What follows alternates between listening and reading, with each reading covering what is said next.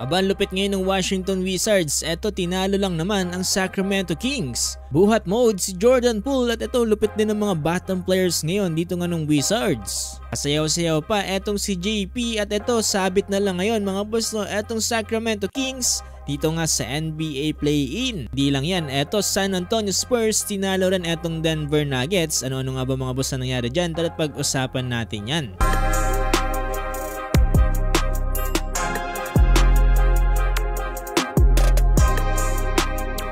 Eto na mga boss no, Sacramento Kings kontra nga dito sa Washington Wizards. Sa ngayon mga boss no, wala nang bearing ang mga magiging laban ngayon dito ng Washington Wizards, pero etong Sacramento Kings ay kinakailangan talagang maipanalo ang kanilang mga huling natitirang laro. Gusto pa nilang makasama dito nga sa play-in bracket. Dahil sa ngayon ay nasa laylayan nilang sila dito sa ika-10 pwesto with 36 wins and 40 losses. Mahabol pa mga boss no, etong Phoenix Suns with 35 wins and 41 losses. Tapos eto pang masaklap na nangyari para sa Sacramento Kings dahil tinalo lang naman sila dito nga ng Washington Wizards. Final score ng 116-111. Dito nga mga boss no, inanguna itong si Jordan Poole with 23 points, 2 rebounds and 2 assists. At sinusundan dyan dito nga ng dalawang players na sila Bob Carrington at A.J. Johnson na mayroong tig 19 points. 15 points naman para kay Alex Sarr, samantalang para naman dito sa Sacramento Kings, eto DeMar DeRozan 29 points at meron tig 18 points etong sila Sabonis, Murray at si Zach LaVine. Grabe, isang malaking upset yan para sa Sacramento Kings dahil yung inaakala nilang easy win na ay natalo pa sila dito sa naging laban. Dahil dyan mga boss, mas lalo lang kinakailangan kumayod dyan ng Sacramento Kings dahil malapit na rin silang abutan dyan mga boss na dito nga ng Phoenix Suns. Pero sa kabilang banda, hindi lang ang Washington Wizards ang nagkaroon nga ng upset sa naging laban ngayong araw.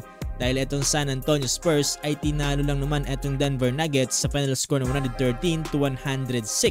Kung saan nanguna dito para sa Spurs etong si Harrison Barnes with 20 points na sinusundan dyan ni Chris Paul with 17 points. Para naman dito sa Denver Nuggets, eto bumawi si Russell Westbrook with 30 points. Tapos hindi naman nakapagdaro ngayong araw etong si Nikola Jokic at wala rin si Jamal Murray. Wala rin si Aaron Gordon para dito sa Denver Nuggets, kaya naman talagang si Brody ang lahat ng pinaka-inaasahan nila ngayong araw. Dahil sa pagkakatalo dyan ng Denver Nuggets, eto pagsisilipin na natin ngayon ng Western Conference standing. Ito umakyat niyang standing dyan ng Los Angeles Lakers na mula sa ika-4 na pwesto ay umakyat nga sa ika-3 with 46 wins at 29 losses. Nasa ibaba na ngayon ng Nuggets with 47 wins at 30 losses. Tapos etong Warriors 44 wins at 31 losses sa ika-5 pwesto. Grizzlies ika-6 na pwesto 44 wins at 32 losses. Tabla naman ng Timberwolves at Clippers with 44 wins. Ayan mga boss, no, talagang hindi pa rin talaga natin masabi kung sino-sino ngayon magtatapat-tapat dito nga sa playoffs at kung sino-sino naman yung mga teams na malalaglag sa play-in. Sobrang tikitan pa yung laban at less than 7 games pa yung natitira nga dito each teams. Giging malaking epekto pa mga boss no, dito nga sa standing na to.